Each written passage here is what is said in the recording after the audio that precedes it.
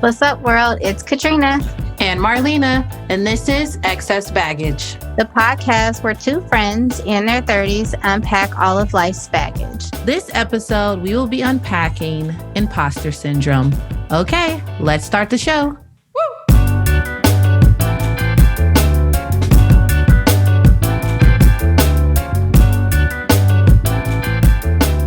Hey! Hey! How are you? I'm good. Good to see you, hear you for the audience. Yes. Welcome to Excess Baggage. If you're tuning in today, I actually have a guest host because Katrina is on vacation, living her best life. And I didn't want to keep you guys waiting any longer for another episode.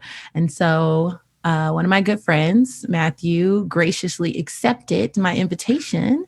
So welcome to the show, Matthew. How are you? Good. I'm really excited to be here. I love your show.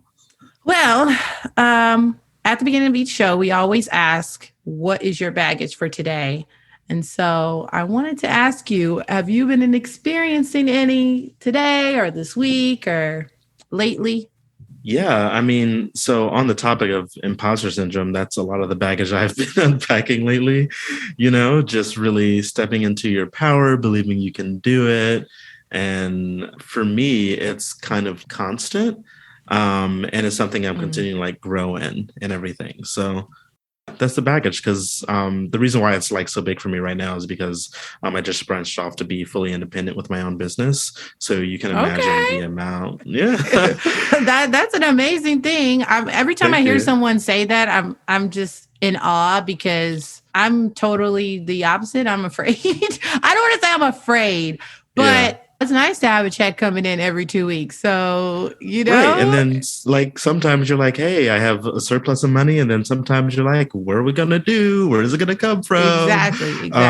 But what's been interesting, I've been an entrepreneur since I was 7, selling lemonade at a lemonade stand kind of a thing, And I come from a family of entrepreneurs. Like my mom is an entrepreneur. My brother is an entrepreneur. He's actually crushing it with his pool business with 2 million TikTok followers. Yeah, I saw that. And I was like, how can I be down? What are you doing, Mark? Exactly. I need to start painting pools. Yeah. Shout out to Mark. Shout out to Pool Pro MJ. Yes. And yeah, so it's really within me. And I've always had some sort of side something, even all the times that I've had a full-time job, I've been completely satisfied in my jobs and loved every aspect of where my career has gone. But there's always been something that's been steadfast in me, and that's being a creative and a producer. So, I've been doing it on the side for a long time, and finally it hit. Actually in 2020, I started getting into podcasts and started producing them, and it really turned into a full-fledged business. And it ended up being the perfect time where podcasts are all the rage these days. It's $1 billion ad industry. It literally is the new medium, and just really shifted my skills from film and video production to podcast production. And I've always been a huge podcast fan and love conversation and dialectic. Fast forward to having in 2 years, 8 shows we've produced with my company. So It was time to, really just kind of go ahead and do that. So that's what I'm doing full time. So it's funny with the imposter syndrome, even though when you have several shows running at the same time, you're like, oh my gosh, am I good enough? Is it enough? And it's so interesting how that kind of creeps up on you. And that's really the baggage I deal with daily of my imposter syndrome comes from, am I doing enough? What more can I be doing? Because I really have a spirit of, I want to be great. I want to achieve these goals. But what about focusing on what you have now and celebrating that, and then just growing step by step? I think a lot of imposter syndrome comes from, I'm actually reading The Power of Now right now by Eckhart Tolle. Yeah. And he talks about how the past doesn't exist and the present, and the future really doesn't exist. All that exists is the now. So all this worry that we think of really it's kind of fake, and we're bringing really the stress upon ourselves. And if we really sit and think in the now of what we have, oh my gosh, we're having these amazing conversations in our amazing apartments, drinking wine, food in our bellies. We have the internet, nothing is wrong at all. So the fact that I have imposter syndrome, that I'm not good enough, actually be quiet. Just be go on over there and have several seats. And have several seats. We just don't need you. We are good.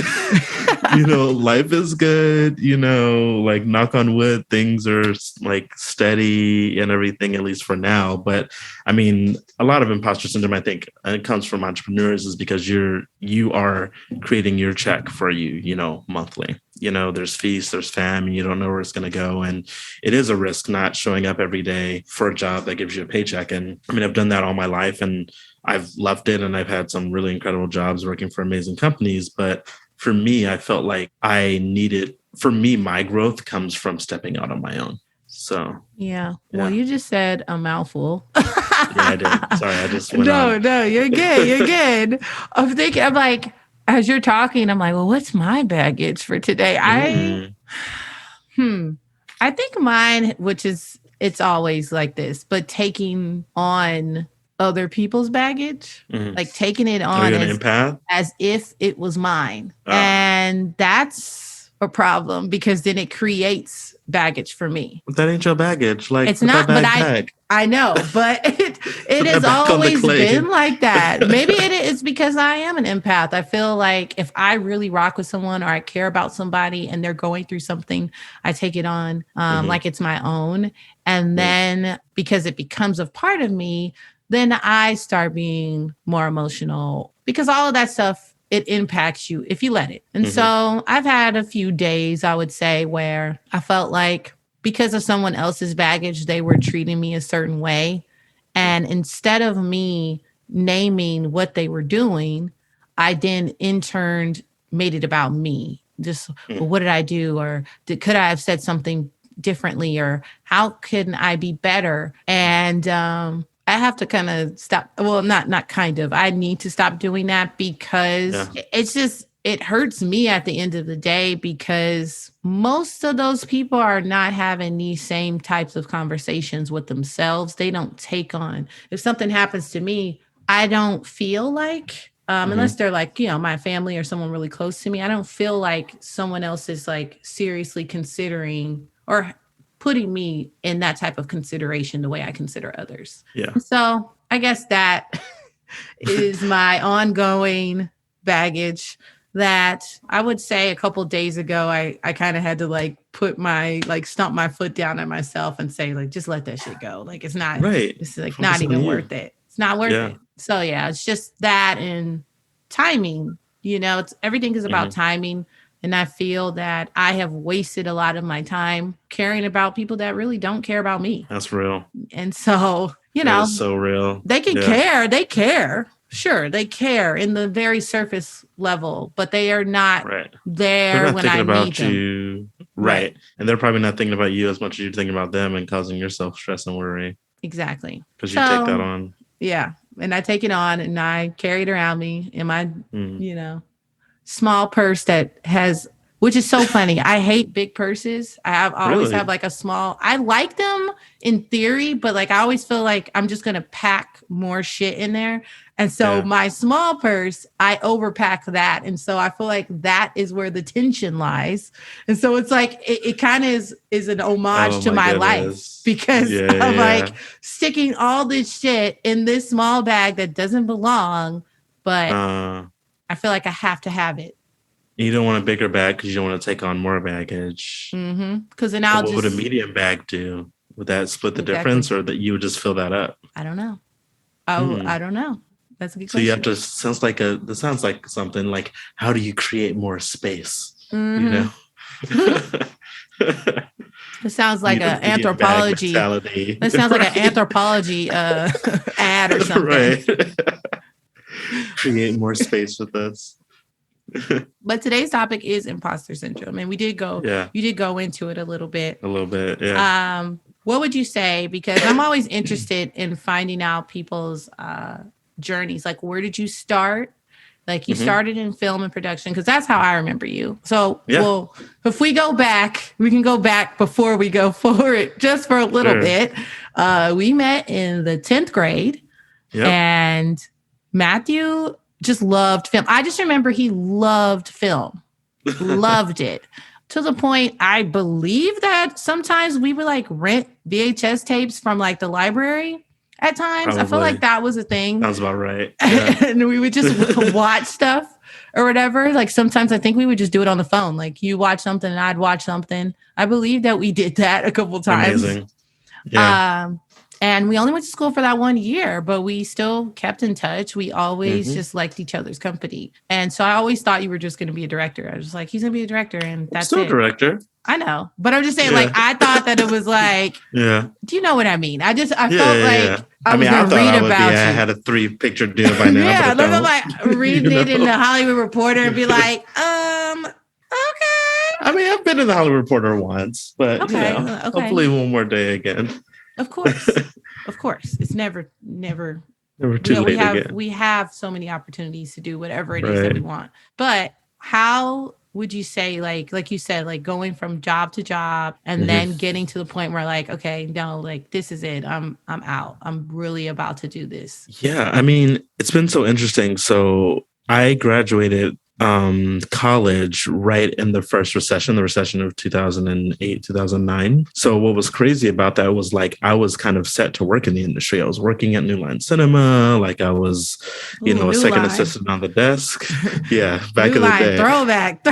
Right. Lord of the Rings. Right. Yeah. And I worked for like Warner Brothers. I worked for like all these different places. So I was kind of like set to go that Hollywood route. But what was so interesting about, the whole director journey is that like I didn't want to be an agent. I didn't want to be an assistant. I wanted to be a director. And being a director, I mean, that sometimes takes forever. I remember hearing I went to Biola University and they have the Biola Media Conference. And I remember Scott Derrickson came on stage. He's directed like Doctor Strange and Exorcism of Emily Rose. And he said the average time it takes a filmmaker to make their first feature film outside of college is 10 years. And I was like, that's preposterous. I will make it after that. It's been 10 years. I ain't made it. So it's real.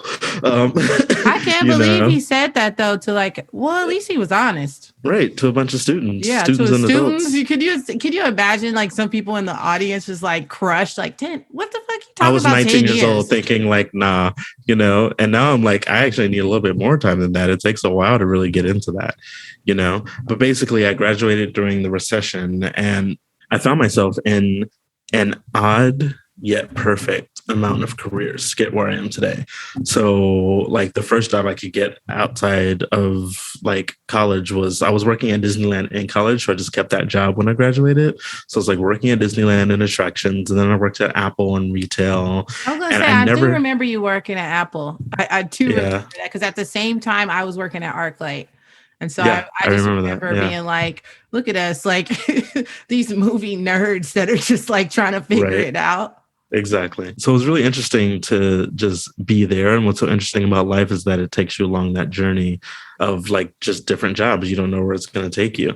And that's kind of the reality of the real world. But I actually ended up working at Disney a couple of years after Apple in marketing. And I actually found a career in marketing, which was super cool. So what was cool about marketing for me, especially as a filmmaker, I was able to create a lot of content all the time. So if you think about film, it takes like, months to years to make a movie. But with marketing, you make something within a matter of days or weeks. And it was cool just to be creating content. So I really fell in love with that. So I did that for a few years. I built a lot of their social media with the department I was working in. And then I had a complete shift and fell into co-working, where I was at for 5 years. What's co-working? So co-working is like shared office space with companies like WeWork. Oh, yeah. Okay, yeah. Mm-hmm. Yeah. So I was a community manager in LA. So I was one of the people to open the LA market. Will really help expand the LA market with WeWork. And it was a lot of fun and an amazing company. And then I ended up working for a couple other co-working spaces. And what was interesting about that, it was a complete shift from marketing and creativity. So it's like, hey, how do we get back to this? But just bear with me for a little bit. Was it more corporate? Would you say it was kind of corporate and fun. Like what was cool about co-working spaces was that like they weren't like your traditional job because, I was working for startups. So that's a whole startup culture in itself. And it's like fun, hot companies. You get to do cool, creative stuff that nobody else is doing, reinventing what work means. So like what was cool about that was that I was able to make a ton of connections. So I've always been a connector. So as a community manager and like senior community manager, my job was connecting with the founders and CEOs of these companies, helping them with office space and connecting them with each other. Is your network. Right. Is what they Exactly. say. So I was able to build like a really amazing network over 5 years. And that actually lended to future jobs and future clients from that experience. So that's how it kind of came full circle, is when I went out on my own, to run my own business, I had a network that I could come to. And I remember one of my former members, who's my charity partner, they asked me, they were like, hey, how are you running all these entrepreneurs and, you're not doing your own thing? And I was like, actually, I've been thinking about it. And fast forward to start at Rainbow Creative in like 2017, 18. And the idea of it was a community of creators together, because I had often been pulled and called from a lot of different companies. Hey, make my video, make this. And I'll be referring to a lot of different people. But what if there was a network where a client or a business could come and there was a whole community of creators who could really make stuff?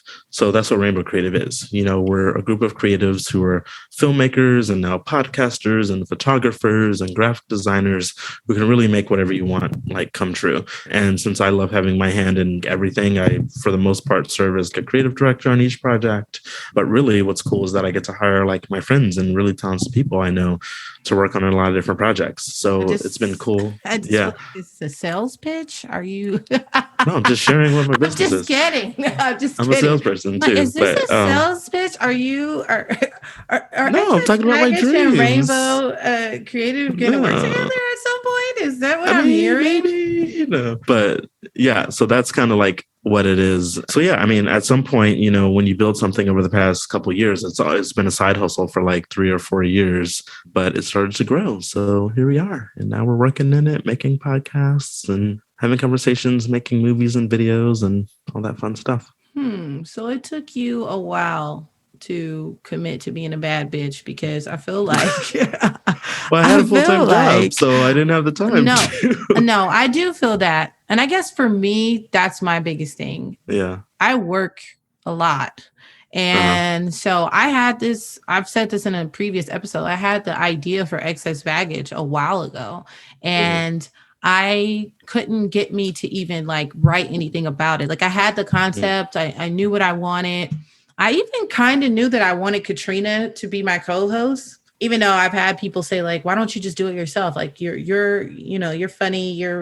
You can hold your own. Like, why don't you just, do it alone? And I always felt like that was, I don't know, this might sound a little weird, but I always felt like that was kind of like narcissistic in a way, like to just sit there and talk and, hopefully some people are listening, but if as you build something, if you build it, they will come, but it takes a while for them to come. So I just couldn't imagine me just like, once a week, just sitting here, just talking to myself. Now, if I was talking to myself or an audience or whatever, or someone that was going to eventually listen to this, it makes more sense. I feel like if it was something I'm recording these tapes, I always hear like actors say that they, record their thoughts or they record, what's going on right there. So like their children's and, and their bloodline can listen to.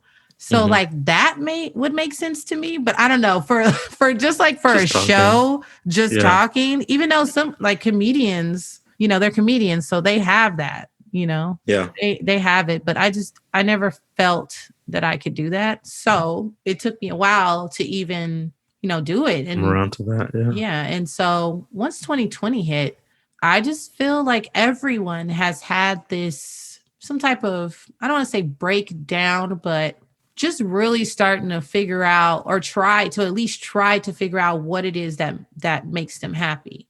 Not only what it is that makes them happy, but the way people were dying, like we really did not know what was going on. So I felt like people who were creative and maybe didn't get a chance to be creative or wanted to try something new and just, you know, I have kids, I have this. I feel like more people were willing to take the risk because their life was in balance. True.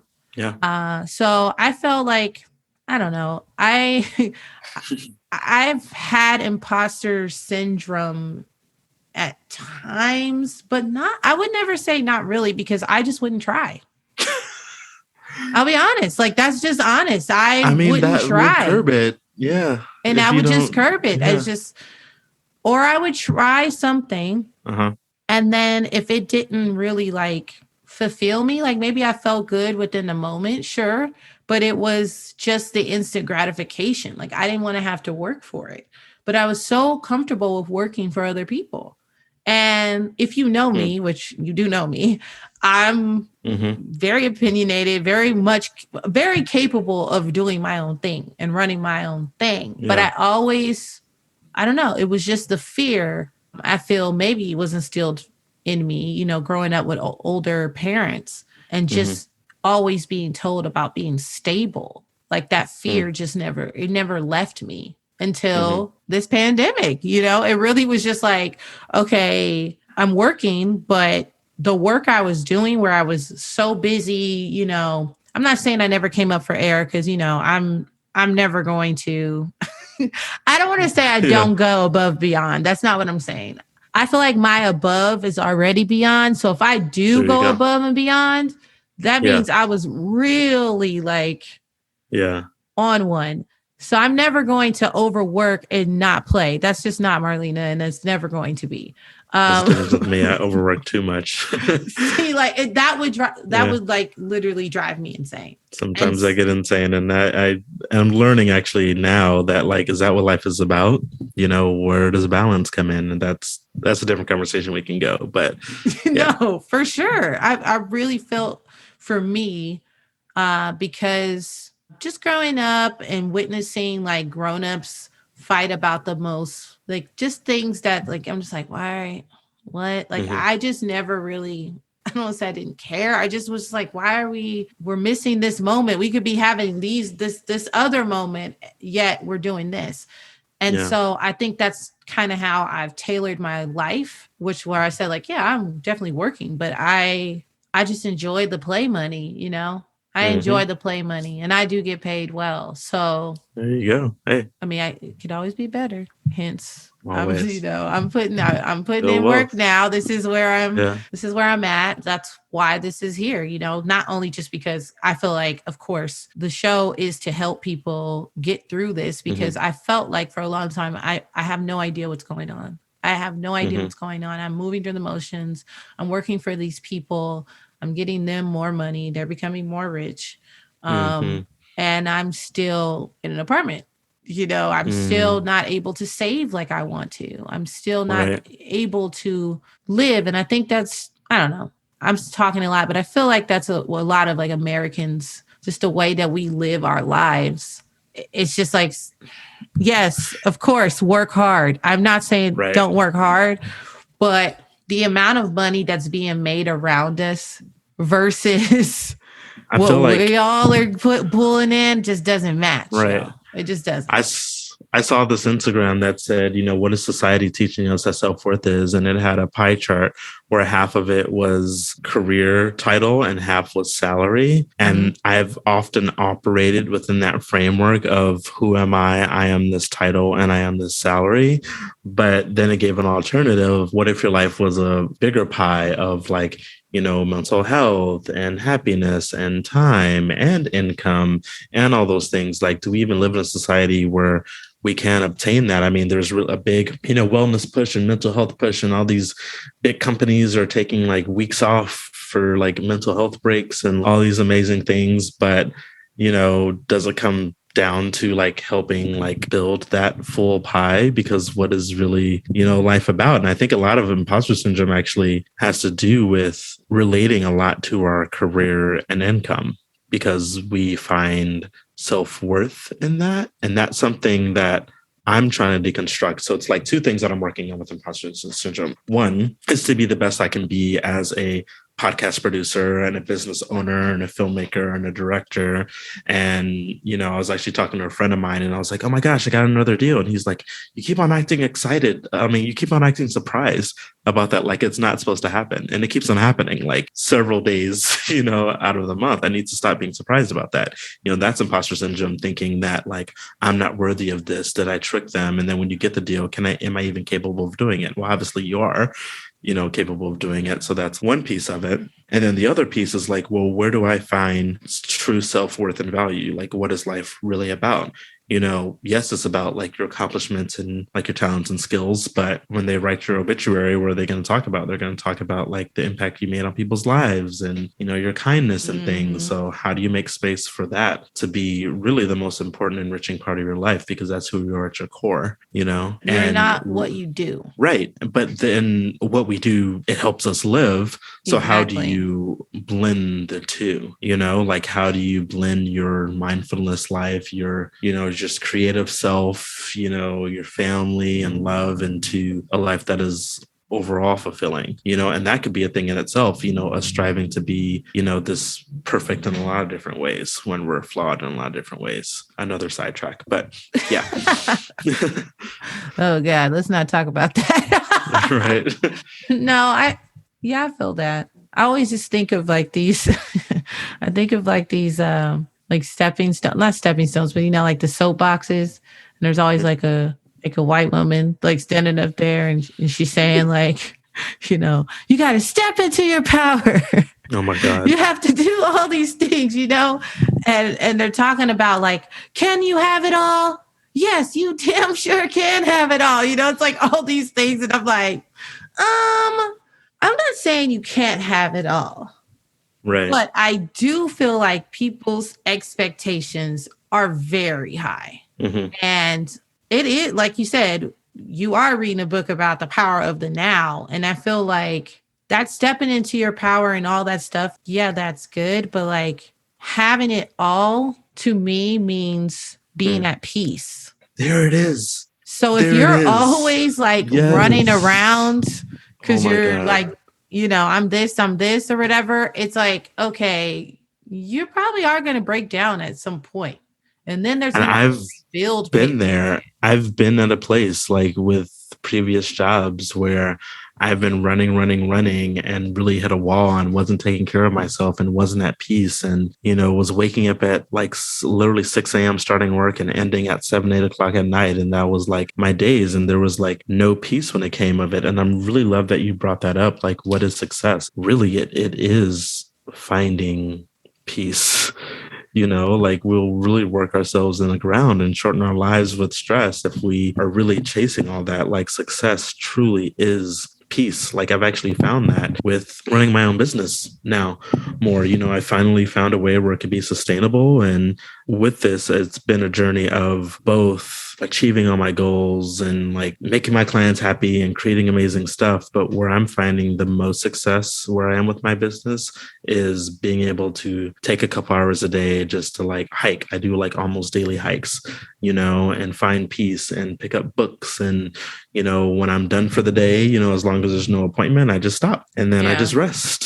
Mm-hmm. And then I just read or I watch TV, and understanding that rest is productive and that honestly, peace over everything.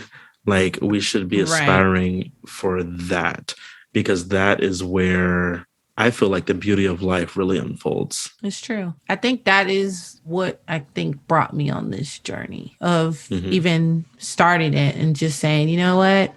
You should be doing you. I've always been a creative person, but I have doubted myself so much and never really tried that that would be my wrestling. I would just be restless all the time and not having the peace, at all. Yeah. And that is a tough place to be. And I think, I think for sure, because I always knew I wanted to do something else. But I think that's why I enjoyed my 20s so much. The reason why I was, going out every night and just living, paycheck to paycheck and just experiencing them is because, yes, I love that. And people like say, oh, you're a party girl and stuff like that. I'm like, I don't really think I'm a party girl. I just like having experiences. I can't do the same thing all the time. That would really just grind my gears. Like, I was like, what are we doing? Why are we doing this? So when I say I enjoyed my 20s, like, yes, I did. But there was always the flip side of like, that you could be doing all the things that you really want to do. But instead, you're worried about the wrong things, basically, just worried about the wrong things. And I'm just happy that I had that experience and I'm on the other side of it. Like, yes, I'm still going out, still doing the same things I love to do. But I don't want to say I feel like I can stand in, I'm doing it because number one, I've worked my ass off. But number two, I feel like I'm proud of something that I'm doing. So I feel like now it feels good, even better of being out and celebrating because I never would celebrate me. I was always thinking about, okay, what's next? Okay, how do I do this or whatever? But not really, but still in the back of my mind, having that imposter syndrome, like, I can't do this. I can't do this. Like, just, waste another 2 years on this boy and just worried about this and, worry about your personal life and not really reflect on anything else. I still managed to have a career, but there was just a lot of time that I probably could have spent building. And I always think about, especially with podcasts, because I've been listening to podcasts for so long before they were like, what you mentioned earlier, like a $1 billion industry, like nobody was on there, but I just liked the personalities and I felt like I was connecting to these people and it felt more authentic than a celebrity, like all those celebrities have podcasts because I feel a lot of them are doing it because they want to be more humanized, right? They want to be more humanized and make the money. So it's like, it's a double thing for them because I feel like a lot of actors it's a big ego on a lot of them. So no shade, y'all, love y'all. But sometimes you're like, okay, what are we doing here? Time out. So, I do feel like when I'm doing things that I enjoy, it feels more of like a celebration and not just me wasting time. Right. That's good. Yeah. I mean, about like not only is rest productive, but play is productive as well. That's where connections are made. That's where happiness comes from. That fulfills you. But then at the same point, from what you were saying, it's like, but I could be doing more. And that comes down to a personal choice and also a mixture of imposter syndrome. It's like, what is enough is the question. Right.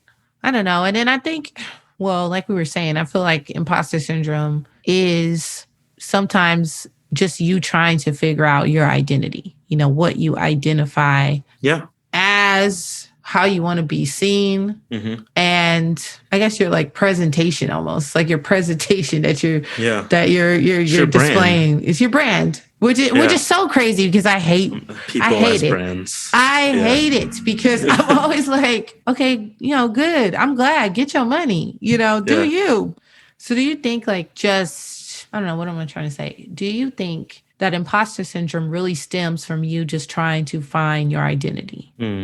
I think it's two things. I think it's trying to find my identity. That's a huge part of it. But then also the, keeping up with the Joneses concept of really trying to be bigger than who I am. Touching on the identity part of it, that's really about like, what is my brand? Who am I? What is my business? How can I get there? And oftentimes I feel like I get in my own way when I just overthink that instead of just like, walking within my path and walking within my talents, and knowing my worth and everything. Imposter syndrome sometimes causes me to say or accept rates that are lower than I normally would accept because I don't think that I deserve things that are higher. Although, like, oftentimes I'll have contractors who I pay higher rates and I'm like, oh yeah, that's your rate. Well, why can't I say the same thing? Why can't I be confident in that? Like, Right. oh, you're scared you'll lose it? Okay, if you lose it, then you lost. It wasn't meant to be. It wasn't meant to be. And you lost, like, really working for someone who doesn't see your value. Yeah. And I mean, of course, there is the thing where you need to eat. So sometimes you need to take the job and you need to build. But at the same time, it's like when you know what you offer, really be confident to say about what you're worth, and being accept that and to step into those spaces and pushing yourself into bigger spaces. Then I think it's always chasing like things that are bigger than you. And then with the chasing things that are bigger than you, you often think that, oh, I can't achieve that. When if you think about the people who achieve those things, I'm sure they thought they could achieve it for the longest time. But then one day something shifted and they did think that, like the most successful people in the world aren't out there. I mean, I'm sure they have doubtful days, but they're really working to have really strong minds to get to the level of success. Like the people at the top are the hardest working people and probably some of the strongest minded people, because that's really one of the only ways to kind of break through that barrier of like their bigger success. Well, at least the ones that we respect. Because I mean, some yes. of them. So there are some out there that just make it, and just some randoms, and you like, right? How? Why? Yeah. And I just blame society. I really do, because I'm like, it really comes down to society. You bought into this bullshit. Are you for real? And that is 100% true. But the ones we respect, like the Beyoncés of the world, the Issa Raes of the world, the Quincy Jones of the world, I don't know, I can go on forever of the world. People who have like really made it, who have legacies, are people who have that ironclad focus, determination, and yes, they have doubtful days like everybody, but the difference between them and other people is like breaking through, like, I can do that. So really, like, what's stopping me from saying I can when other people can do it as well? Not really stopping me from saying I can, me executing on I can. Not I can, but I will, and I did. Right. I don't know. I was gonna say, I don't know. I was just thinking about like, but if it is something having to do with your identity, I mean, aren't you just molded into it? Like when you're a kid? I mean, it's just like, I don't want to say everything stems from it, but I feel like in some way. No, it takes work. I mean, sure. Yeah, there is like something inherent in it. But like for me, like I've invested thousands of dollars in being coached by executive coaches to really help me go on that vision. So, I think it's about you taking, either you're investing money or just time or whatever into doing it. Like I personally have done like concerted, like monetary and like time effort to really kind of push myself forward. So it's not just being born with it, it's actually doing the work for it. Yeah. I guess what I was meaning really though is just being, I guess, molded, like to say like, oh, you can be anything you want to be, as a kid, which really, I mean, in some form and fashion, I understand what they're trying to do there. But I feel like that's not really true. I feel like, is it not? No, I feel like there's just, well, you can not do something that you're not good at, obviously. No, I know, but I'm just saying, like, when they say like you can be anything that you want to be, but then not telling them about, I feel like it's so broad. It's not telling them about the railroads and the work. And so that's why you have a lot of people walking around here barely doing anything and expecting everything. They expect and I'm telling you, I mean, I've seen it so many times and within, especially in working in film, some of the audacity of some of the people I've seen, like the requests that were made and just different things. And I'm just like, they're paying us to be here. Right. Like, and I understand, like, yes, know your worth, but don't be like, I don't know. There's like a certain like sour, like taste that I've experienced where it's just kind of like, okay, that's cool, but like don't be an asshole, It's just like, just because it wasn't what you said it was going to be. And so now you just trash the whole experience. At what point do you, no matter how big you get, I feel like we've seen that quote so many times. It doesn't matter how, how much money you have or whatever. All people are going to remember is how you treated them. So you can be respectful and still get your point across without, tacking on all the extraness. It's true. So you have found your rainbow is basically what you're saying. I think so. Yeah. Rainbow Creative is my company. I have rainbows everywhere. Well, not everywhere, but yeah, I feel like I have definitely found my rainbow. And what I love about it is the reason why I named it is just the whole biblical concept of the rainbow about being God's promise for you. And for me, with my company, it's like, God's promise, for me was to make kind of like this. So that's where Rainbow Creative kind of like comes from. It's his promise for me to make this vision and company come true. So I'm just really always acting within that space. And that's something I should remember. And I think that could actually help with imposter syndrome, knowing that like, hey, I feel like this is a purpose that I have. So let's act within that purpose and not be scared, because as long as I'm walking in it, I feel like I'm walking in my purpose. Yes. I think it's just at the end of the day, like, don't dismiss the things you've done, don't dismiss it, like step into it. And also just remind yourself, I think the biggest thing that like help with it or overcoming it is just remind yourself of all the good things people have said, like there are some people, yes, that's like good. we were just talking about, they were pretty stank or whatever, but there are really good people in the world and you are one of those people. So I just feel like as long as you continue putting out that energy and just keep doing you, like there's no way that you won't eventually overcome that. I feel like as long as you just keep that glow, I feel like then the next time someone like even remotely tries to play you, like you just check them in the, mojo way that you do, but, but I know sparkles. you. Well, rainbow sparkles. just be you, know? Yeah, I love that. Thank you. That's awesome. Well, we're going to transition here into Roses. And so Roses is a segment Katrina and I, shout out to Katrina. I miss her so much. She'll be back. She'll be back. And I'm sure she's going to have all kinds of stories. I don't know. Actually, I take that back. She'll have all kinds of stories for me. I don't know. She'll share it with you.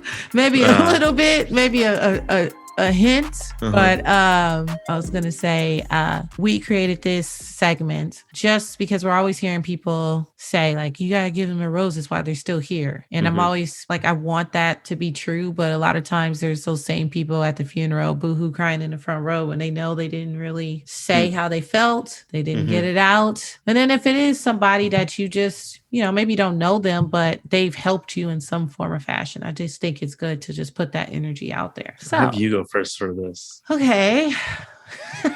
I was hoping, because now I'm rethinking my person. I was hoping you wouldn't say that, really? But I will. I'm going to do it anyway. Okay. So I'm going to give my roses to, and I'm not sure if I gave it to him already, but I'm for sure giving my roses to D Nice. You went to his concert, didn't you? Yes, I went to his concert at the Bowl. And when I tell you it was a movie, really, it was a movie. It was just the energy in the room, in the Bowl. I've been to a million Bowl shows. Okay. I'm always in Hollywood, but I never experienced that. I feel like everyone was having an outer body experience. Just like the same, like, how Black people get down too. Like, when the shit's good, it's like, hey, yeah. Right. Hey. Like everyone was just having their own like moments, but all simultaneously like just feeling it and putting on shows. I mean, I saw like people just dancing, and like when he got to like slow like grinding music, like people like getting all like the body roll section was happening. You had women just thinking about throwing their panties up at songs. It was in Tank. It was just such a good vibe.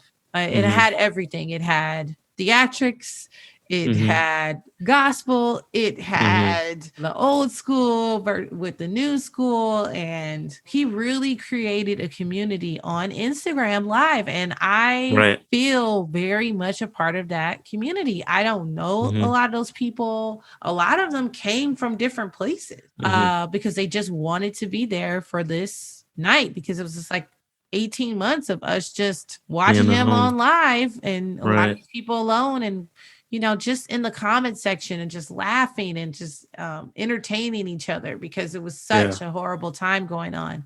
So if I gave it to him before, I'm giving it to him again. It really shows that D Nice is like a genuine brother. I would just say Right. he's just somebody that just emulates light. And you could Mhm. feel that even though he was nowhere near us, Mhm. I had really good seats and he still was like up, up and away Yeah. in this huge DJ booth. You could just feel it. You could just Yeah. feel it. Yeah. And I just thank him because like those were some really, really dark times for me because like I said, I go out a lot. I would go out Mhm. dancing like once a week. Like that was Mhm. my version of letting go and just like, oh, I gotta shake this week off or I gotta be Right. active and not having that. Yeah, there were some many nights when I was really down and just turning that on and just listening to music, smoking a little joint, drinking a little bit, Right. and just like getting out of my head of like, oh shit, like if I go outside, I might get really sick or, my Yeah. grandparents, they're old. I want them to live, it's like you Mhm. start thinking about all the things that you haven't done and how you want those people to be there because you know how much they really love you and they really would be Right. so proud. And you want those moments, I feel. Yeah. And yeah, so I just shout out to him. I mean, I was so moved by the Mhm. show that night or the next night, I decided I'm going to go to the New York show. And the New York show Wow. And you booked was a ticket? Thursday and I booked a ticket. No And then way. today he announced that he's pushing the date from Thursday to the 16th because of Hurricane Ida. So he's like, Oh, the damn. weather, it's going to be raining in New York right now. And he's like, I want it to be, I'm assuming he's like, I want it to be, It's gonna be an outside concert there? yeah, it's outside, like in Oh, a okay. big That's park why. in Yeah. Brooklyn. So did you push your tickets? So I canceled my flight because I Yeah. did it within 24 hours. So Right. that was fine. But I was able to push my hotel to that date. So that was fine. Yeah. I mean, I still have the You're a big fan. tickets. That's I awesome. still have the tickets. I'm not like 100% going, but I'm like Yeah. 70. I'm like up That there. sounds so fun. And so I'm just going to go for the weekend. I mean, I love New York anyway. Right. But, right now traveling is fucking scary. It's So, kind of grimy. Yeah. it's a little, whatever. So I am going to be, I'm not going to be walking around a lot. I'm going to go, Right. I'm going to experience the city, but in a certain way. Like I can't Yeah. be really like out there. But being in an open park and an open space, I feel like, okay, like Mhm. I could do the same thing at home, and Right. the risk would still be there. So Yeah. I'm going to risk it and hopefully experience the Brooklyn show because, he's from New York Yeah. and I feel like he's going to bring Gonna be out lit. even more, it's not the same people performing, each city is different. So Wow. I feel like he's going to probably pull off the stops for New York as well. So Who do you and have in now LA? he had the Isley Brothers, Wow. Common, George Wow. Clinton, Dang. Tank, Deborah Uh-huh. Cox. Jeez. Oh my God, Deborah Cox. Oh, Her voice, man, just I want velvet. to I listen to mean, her it after was this now. so Yeah. amazing. Yeah. Sheila E. That's a Tank and Trey Yeah. songs. Yeah. Say Trey songs. Yeah. And then Erica Campbell. Uh-huh. And then there was a choir there, but I wasn't sure. I can't remember their name, but Yeah. it was good. That's awesome. He like got his like praise and worship in at the beginning. He was like, okay, because I know later I'm about to be playing all this, freaky music. But honor God first. We're gonna honor him first for bringing me here, living out this Yeah. dream. Because I mean, he literally just said it on Instagram. Like during one Right. of the many nights, he was like, it'd be so crazy if like the first time we all get together, it's at the Hollywood Bowl. He just said it. That's wild. Yeah. And then Live That's so. Nation I remember I Urban, saw it. Wow. Yeah. reached out to him and was like, let's make it happen. Like when this Oh shit my opens gosh. up, let's do it. And he's like, what? So The Hollywood Bowl. yeah. Yeah. And he's a I don't DJ, know how to dude. He's not compare. even Yeah. like, you know what I mean? I'm not Wow. saying, I'm not respect to DJs. Yeah, when I has there love the been a DJs. DJ at the Hollywood Exactly. Bowl? That's what I'm saying. It was amazing. Wow. So, Matthew, who are you going to give your roses to? I mean, how do I compare it to D Nice? Like, what do I say? Beyonce? Like, shooting the roses? I mean, always give Beyonce her roses. Oh, yeah. Come on. We're a part of the Beehive. It is what it is. We are the Beehive, right? I mean, we like Beyonce because we breathe, you know? Yes. Like, obviously. Obviously. Let's see. There's so many people I can give roses to. I think I'll focus on giving roses to my executive coach and great friend and brother, Johan Martinez Kalilian. He's my executive life coach. We've been friends for a long time. When he was an actor and I was a director, and we were talking about creative projects. But where he made like the biggest impact in my life is that he brought me on to be a producer of his podcast. And this was early in my podcast producing career.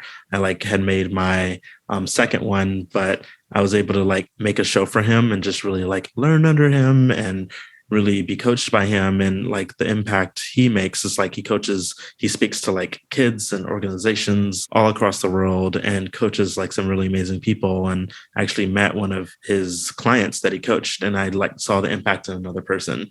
So I would just like to just give his flowers, because I see his impact in my life, but it's really awesome to see impact on other people's lives, and that I was able to work on his show and thus work on another client's 3 other shows because of that. And he's really kind of opened up another world of possibility, and through those clients got me other clients outside of it. So I don't know if he realizes it, Johan, but your one introduction and bringing me on a show has created a whole world in life for me. And I'm just honored to be a part of it. So, yeah. Love to him. That's so awesome. Shit, I need a life coach. No.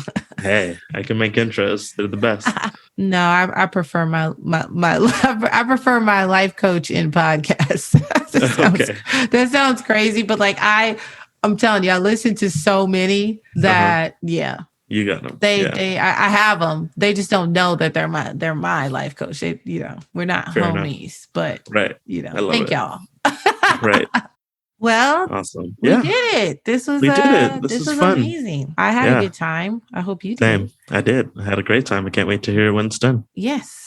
And thank you so much for being my first guest host. I told... Man, I'm really honored. Yeah. Yeah. I mean, I knew that, but like to hear it is like, dang. Yes, because I've had people come on the show, but I've always had Katrina there to like buffer. So it's been interesting for me to be the one like talking. I feel like I was a guest though. Yeah.